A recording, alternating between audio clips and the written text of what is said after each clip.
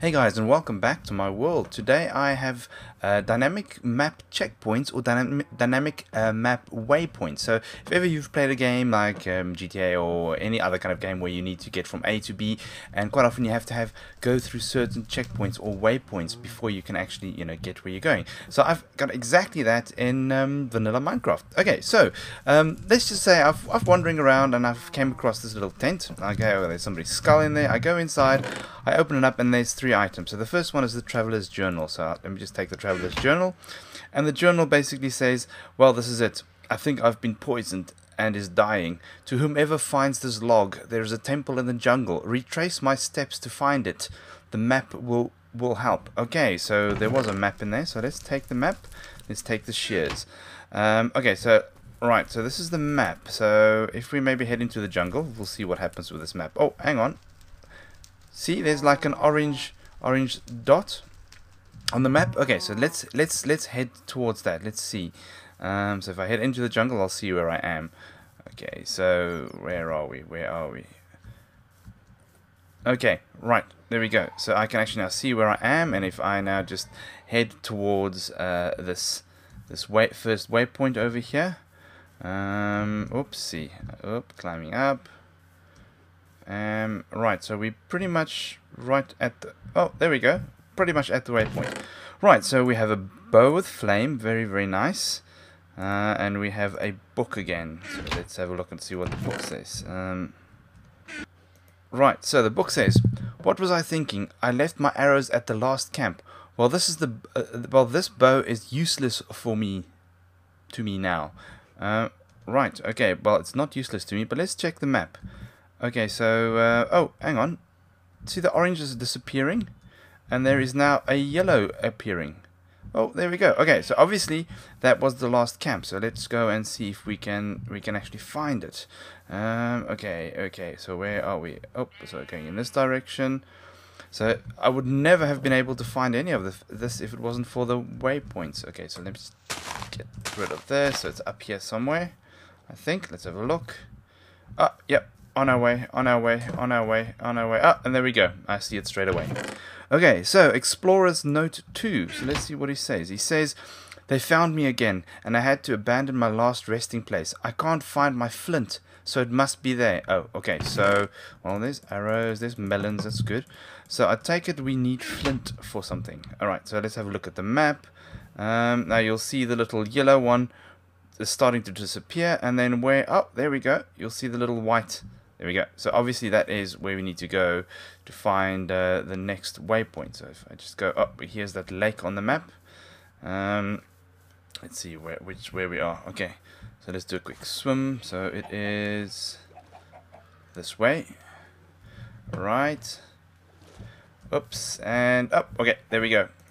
Excellent. Okay, so we have flint and steel. So, but why? Why do we need flint and steel? Let's have a look. Let's see what this last log says. "I planted the explosives, but was attacked before I could light them.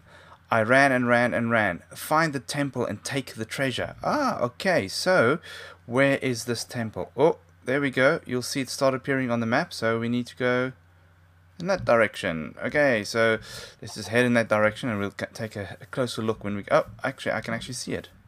Let's have a look. Is that it? Yes, that seems to be the temple. Right. Okay, so I'll need my flint and steel. Right, this is it. Okay, excellent. We found it. We found the temple. Right, so I suppose we need to light this up, do we? Come on. Whoa! Okay, there we go. Excellent. Right, so obviously there's always treasure down here. Let's have a look. Ooh, this is a bit dark. Okay, let me just maybe light this up a bit. There we go, and maybe just the other one over there as well. Okay, perfect. And obviously this was what the shears was for. So look, here's a... Okay, disabled that trap. Is there any other trap? Yep, no, this is redstone. This is no, there we go, and excellent. Cool, and this is it. I have the treasure, and the treasure is... hash golden potato. What on earth is a golden potato? Okay, that's it. Cool. So let me show you guys how this all actually works. Okay, so this is really a quite straightforward mechanism. So you'll see this is where the temple is, and as you can see, I'm standing on the other side, so you'll see the little block over there. And if you actually look up, all right, far, far, far, far in the distance, you can actually, so I'll just really fly up, you can actually see what I've done. Out of colored wool, I have built a block, an X, out of 4 blocks. Okay, and I've just placed that over each spot on my map where I wanted an objective to be, basically. Oh no, I've gone past it. Okay, now the reason this actually now kind of works is because in the latest snapshot they've actually changed the way that maps work, so that you can now actually see colored wool on map in that color. Okay, so and then what I've done is I've hooked it up to a scoreboard objective called quests. So I mean, if you've watched any of my quest systems, this is exactly what I'm doing. So for example, when you start out, your quest is set to 0. Oops, and then the blocks disappeared. Okay, so the quest is set to 0, and if you have a look on the map, there is no checkpoints anywhere at all. When you open up that first chest in the little tent, your quest objective is set to 1. Alright, and then you'll see immediately the little block will then start appearing. So I can actually have a look at where it is. So it is that way. Right. So there it is. Okay, so this is right up at the upper build limit. So that when you're down there, you can hardly even see it. Okay, right, so that's quest, and then when you open up the chest at the quest 1 area, I then have command blocks that kind of just does a set block and removes those blocks by replacing them with air, and then just setting the next blocks for the next quest, which is over there. And then when I open up the chest over there, those blocks disappear and the other ones appear over there, and then just updates on the map.